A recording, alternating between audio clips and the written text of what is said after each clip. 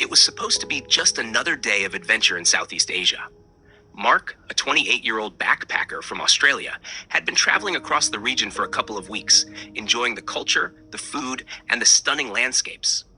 He'd been to Vietnam, Cambodia, and Thailand, and now he found himself in the bustling streets of Jakarta, Indonesia.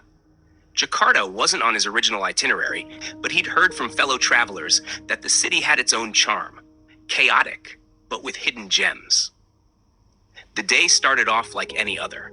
Mark woke up in his budget hotel in the city center, had a quick breakfast of nasi goreng from a street vendor, and decided to explore the city on foot. He had no particular destination in mind. He just wanted to see where the day would take him.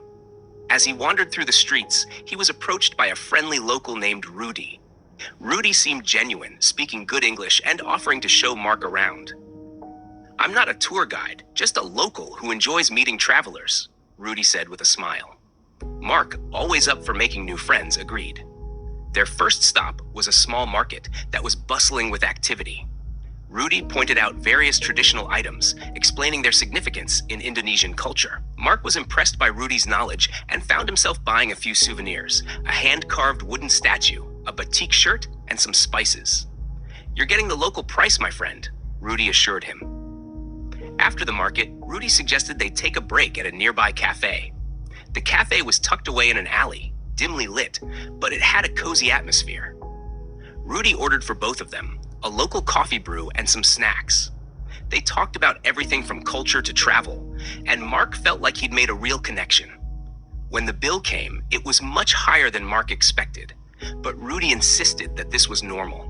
Not wanting to appear rude or inexperienced, Mark paid the bill.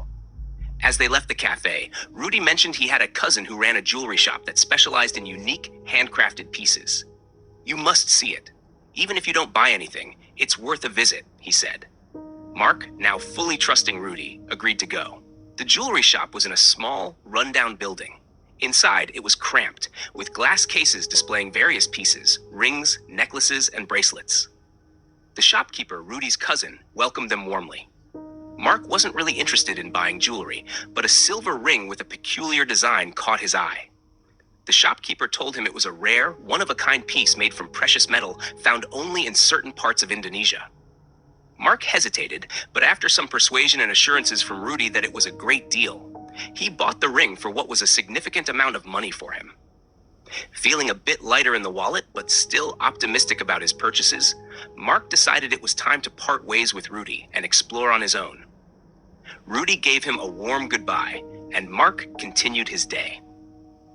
In the afternoon, Mark decided to visit one of the local temples he'd read about. As he was walking, a well-dressed man approached him, introducing himself as a tour operator offering boat trips to the nearby Thousand Islands, a popular destination. The man's offer was tempting: a private boat, a guided tour, and lunch on the island, all for a special price. It seemed like a perfect way to end the day. Mark paid up front and was led to a small dock where a rickety boat awaited him. The tour operator introduced him to the boatman, who spoke little English but seemed friendly enough. As they set off, the skyline of Jakarta quickly disappeared, replaced by the open sea. The boat, however, started to feel less and less secure as the waves grew stronger. About an hour into the trip, the boatman stopped in the middle of the ocean, claiming there was an engine problem. Panic set in as Mark realized he was stranded. The boatman, now with a more serious tone, demanded extra money to fix the engine. Mark had no choice but to comply, handing over what cash he had left. After what felt like an eternity, the boatman managed to get the engine running again and took Mark back to the mainland, but without ever reaching the islands. By the time Mark returned to Jakarta, it was getting dark. Exhausted and frustrated, he headed back to his hotel, only to find that his room had been ransacked. His passport, money, and all the souvenirs he'd bought were gone. The hotel staff claimed they knew nothing about it and couldn't help him.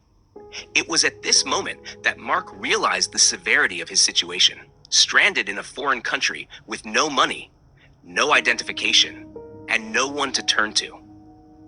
Desperate, Mark went to the local police station to report the theft. The officers were indifferent, barely taking down his information, and in broken English, One of them suggested that he might never recover his belongings. They handed him a report, which was more of a formality than a promise of help, and sent him on his way. With nowhere to go and no money left, Mark found himself wandering the streets of Jakarta, his trust in humanity shattered. As he sat on a bench in a quiet park, the reality of the day sunk in. What had started as a simple day of exploration had turned into a nightmare, a series of scams and misfortunes that left him completely devastated. Mark eventually managed to contact his embassy with the help of a kind stranger who lent him a phone. It took days to sort out the mess, to get emergency travel documents, and to find a way back home. The experience left a deep scar, a constant reminder that not everything is as it seems, and that trust once lost is hard to regain. Years later, Mark would often share his story with other travelers, not as a tale of adventure, but as a cautionary tale, a reminder of the darker side of travel, where luck can turn on you in the blink of an eye.